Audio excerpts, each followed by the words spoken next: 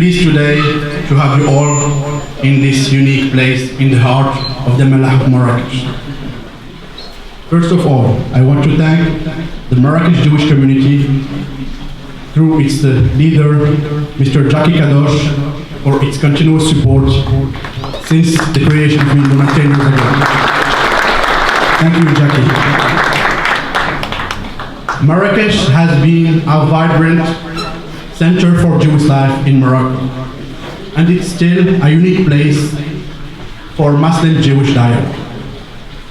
That's why a few months ago, His Majesty, the King Mohammed VI, decided to rehabilitate the mellah of Marrakesh, not only preserving its past, but also improving the life conditions of its inhabitants.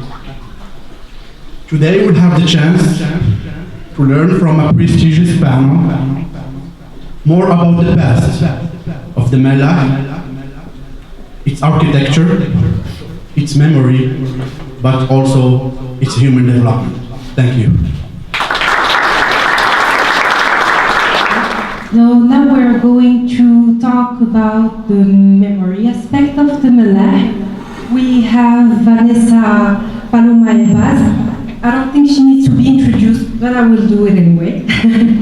So Vanessa is considered as a worldwide expert on music and memory of Moroccan Jews. She will receive her Ph.D. in June 2016 from the Sorbonne Institute National des Langues et Civilisations Orientales in Jewish Studies, Literature and Society. You are such an achiever, Vanessa, and we are very proud to have you with us today. Thank you. So today, I'm going to speak in English, although I know that there's some French, but you can talk to me afterwards if you would like to know what I said in French. I'm going to talk about memory, and I'm going to talk about orality, the importance of orality. So the interesting thing about talking about Moroccan Jews is that we have two aspects that are very important. Which is the focus on memory, which is a very Jewish way of approaching the world. And we have a focus on orality, which is a very Moroccan way of approaching the world. So how do Moroccan Jews put these two together, memory and orality? And one of the interesting things that I found when I was looking through the materials that I wanted to present to you was a quote that a French scholar, Pierre Nora, said, when there's no more milieu, when there's no more environment, then what do we have left? We have the lieu, we have the place left. So this is actually, I think, part of what we're living in Morocco, is that the milieu, the Jewish environment, has been thinning out. And so now what do we have left is we have the places left. But what is a place without the voices of the people? It doesn't really tell us much. So how do we integrate the voices that we have left, the memory that we have left, into the places that we have? And I think that is the job of our generation, because we still, thankfully, have a Jewish community in Morocco that has memories, that has living material, that's not just us trying to find, bits and pieces from documents and trying to reconstruct what they could have thought, but actually we can have somebody in front of us that can tell us, this is what I lived, this is where it was, this is what happened, even though they might have memory lapses. So this is one of the issues that researchers deal with, this mémoire. So we have memory, but then you also have people that change the memory a little bit, or that edit it, or that beautify it. So how do you handle these two issues? And this is really the problem of a scholar when we're looking at orality, is how do you deal with the fact that you have a memory that is presented in front of you, and at the same time, you have to verify that that memory is actually credible. But when you can actually do that, then all of a sudden there's like a flowering of material and the richness and the profundity of understanding of how the life was can really reach, it can help researchers, academics, but also just the national population understand really what was this life. What was this life of this mellah? If we just walk through the streets and come into the synagogue, we see part of it, but we don't really know what the people that lived here, or that still live here, felt and lived and expressed and believed and sang and spoke and fought about and were concerned with. And so how do we touch that? How do we reach that? So one of the ways that we reach that is by doing oral histories, is by interviewing people that have lived in these places and that continue to live here. I think also one of the things is, it's not just people that are 65 and above that we should interview, but we also need to interview the young 15 to 30-year-olds that live in the mellah today, and what is their relationship to living in this Jewish space? How do they feel about the changing of the names of the streets? That is part of our history of this relationship to this space and this community, because part of the dynamic is the current and evolving dynamic to memory and to the past that goes into the future, and that is happening today. It didn't just happen 20 years ago or 40 years ago or 60 years ago. So these are some of the questionings that I think are very important to keep in mind. So one of the things that's important is this understanding of the relationship of Jews to memory. And the Jews the world over talk about zachor, the word zachor, which means remember. And this is part of our constant relationship to our identity. And so identity is created through memory, because it's through the remembering of moments that happened either 4,000 years ago, like we're in 2-3 weeks we're celebrating Passover, which is one of the foundational principles of Jews the world over, and one of the foundational identity principles, and it has to do with remembering. Every single year it says, you must feel as if it was happening in your generation, as if you yourself left Egypt. So this is bringing the memory of that experience into the life today.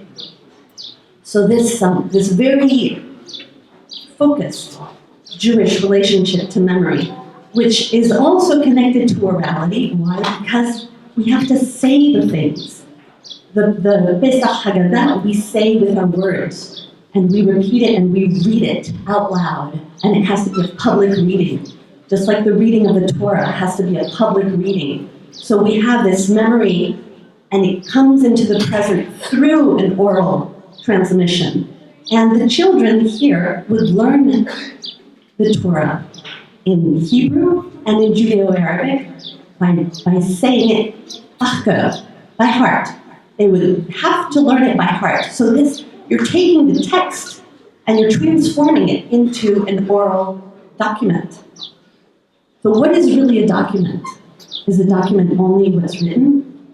Or is a document what somebody has in their mind that they were taught in an oral manner, in a ritualized oral manner, and that becomes embedded into the psyche, the communal memory of generations? So people that talk about memory and orality, we talk about this use of ritual in creating orality, and the importance in oral societies of having this ritual. So one of the key things is actually that you have to pass down the words from one generation to the next. And the words must be transmitted strictly. So there's an issue of the strict transmission of the exact words from one generation to another. You are not allowed to change the words. Because if you change the words, then you change the memory. If you change the memory, then you change the past. And what we're trying to do is to pass the past down to the future. So, and we have this saying in Hebrew, right, le dor va dor, from one generation to the next. But it's about this transmission that happens through the oralification, I might say, of the written and of the belief, because the written is really just a document that shows us what the belief is behind it. The written is the written is actually it's a tool. It's not the end. The written is the means to actually touch the thought of the people before.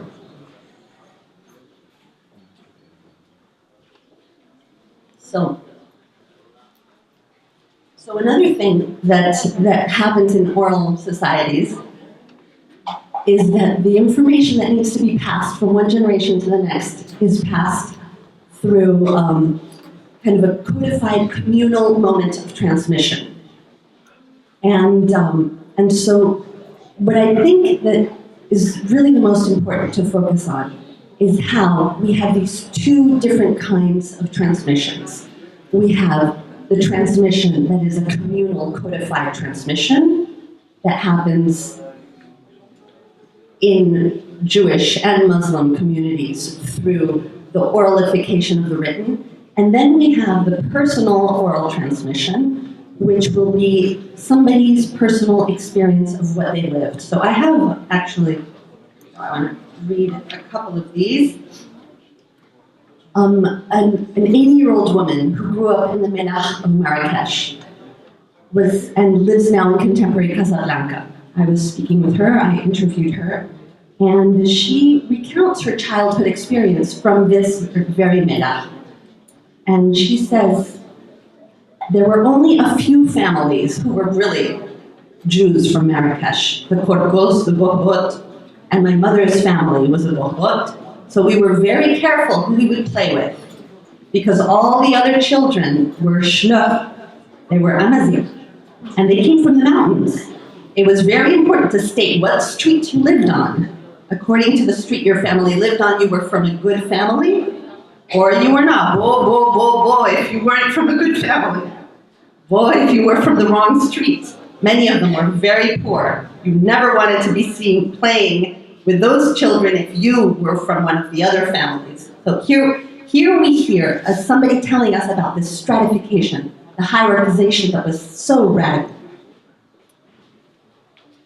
I'll read you one more, and then I know we're running out of time. So then, her father was actually a very wealthy merchant that had been given the tea import permit from the Glaoui.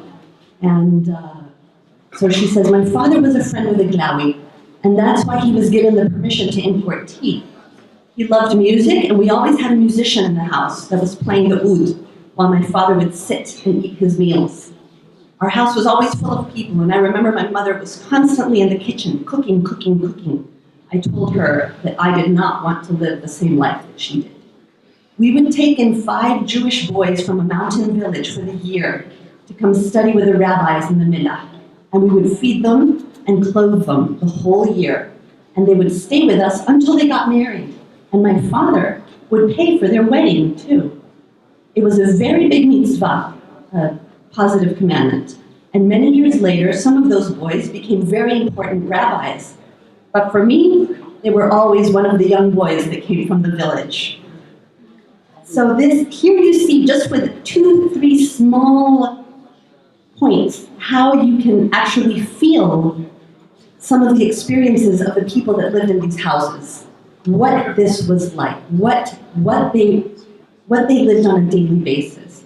And so this is one of the reasons that I stress the importance that for creating historical documents we have to go into these oral traditions and these oral histories and integrate those together with the written documents, because that's actually the way that we will have a three-dimensional view of the community, and we still have the opportunity to do that. So we have these older people that lived here when there were 35,000 people in the mellah, 35,000 Jews. Let's interview them and see what else they can tell us about these kinds of lives. So this is part of the work of the Sound Archive, and part of the way that passing down these stories through, sometimes through fiction books or through film or through scholarly publications, can actually tell the story of the mellah in Marrakesh or of other Jewish communities and pass it through to the widest possible audience. Thank you very much, and thank you, Mimuna.